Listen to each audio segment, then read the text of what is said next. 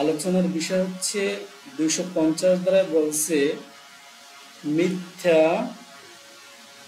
তুচ্ছ অথবা বিরক্তিকর অভিযোগ। কোনো মামলায় ম্যাজিস্ট্রেট যদি সমস্ত বা যে কোনো একজন আসামিকে অব্যাহতি বা খালাস দেন এবং তিনি যদি মনে করেন যে আসামিদের বিরুদ্ধে আনীত অভিযোগ মিথ্যা, তাহলে ফরিয়াদি কেন তাদেরকে ক্ষতিপূরণ দিবে না মর্মে কারণ দর্শাইতে বলবেন। মনে করেন আমার বিরুদ্ধে কেউ অভিযোগ দায়ের করল, এখন ম্যাজিস্ট্রেট যদি আমাকে অব্যাহতি বা খালাস দেয়, সেক্ষেত্রে আমাকে কেন ক্ষতিপূরণ দেওয়া হবে না এই মর্মে শ্যামলীকে কারণ দর্শাইতে বলবে।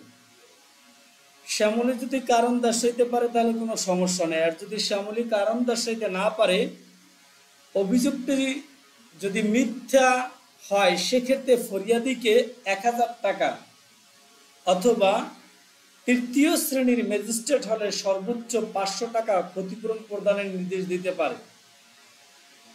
শ্যামলী যদি ক্ষতিপূরণ দিতে ব্যর্থ হয়, তাহলে 30 দিন বিনাশ্রম কারাদণ্ডের নির্দেশ দিতে পারে। আমার বিরুদ্ধে শ্যামলী একটা অভিযোগ দায়ের করছে, একটা মিথ্যা অভিযোগ দায়ের করছে। এখন যদি আমাকে ম্যাজিস্ট্রেট খালাস দেয়, তাহলে কেন আমাকে জরিমানা দেওয়া কেন আমাকে জরিমানা শ্যামলী দিবে না, সেটার মর্মে একটা কারণ দেখাইতে কারণ দর্শাইতে বলবেন।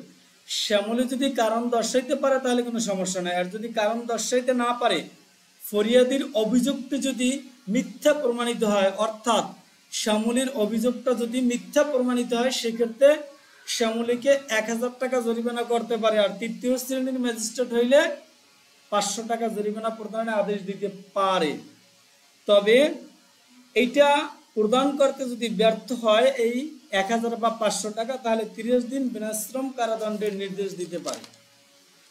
এখন প্রশ্ন হচ্ছে, এরূপ ক্ষতিপূরণের কারণেই শ্যামলী কি মিথ্যা মামলা দায়ের করেছে, সেই সম্পর্কে দেওয়ানি ও ফৌজদারি দায় থেকে কিন্তু রেহাই পাবে না। এছাড়াও কিন্তু ম্যাজিস্ট্রেট আরও অতিরিক্ত 3000 টাকা জরিমানা করতে পারে, আর 6 মাসের কারাদণ্ড দিতে পারে।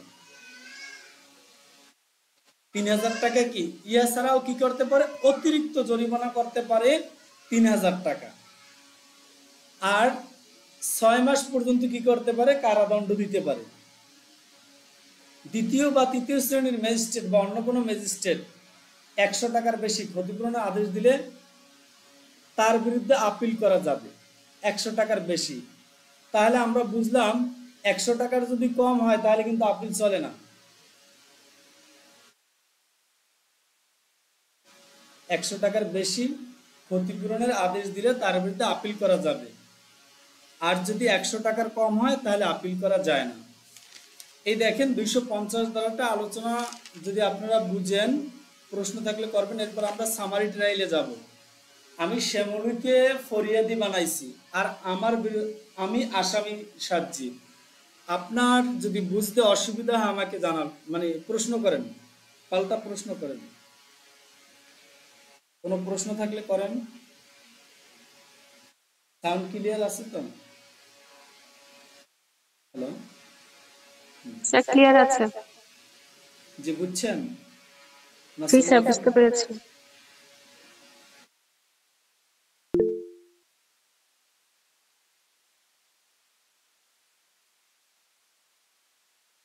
জি, তাহলে আমরা লিখি, অভিযোগটা যদি মিথ্যা প্রমাণিত হয়, যদি অনেকে আছে যে কি যে বুঝি নাই, আমি সেটাই বুঝি নাই, এখন এই অভিযোগ দায়ের করছে, এটা মিথ্যা প্রমাণিত হইলে যদি আপনি কারণ দর্শাইতে না পারেন, তাহলে আপনাকে জরিমানা করবে, 1000 টাকা জরিমানা করবে। তৃতীয় শ্রেণীর ম্যাজিস্ট্রেট হলে 500 টাকা জরিমানা করবে। যদি আপনি না দিতে পারেন, সেক্ষেত্রে আপনার কি 30 দিন বিনাশ্রম কারাদণ্ড হইবে। এছাড়াও কি করতে পারে, সর্বোচ্চ 6 মাস পর্যন্ত কারাদণ্ড দিতে পারে, আর 3000 টাকা জরিমানা করতে পারে। ঠিক আছে, এই হচ্ছে 250 ধারা। যে আমরা একটু লিখব ধারা 250।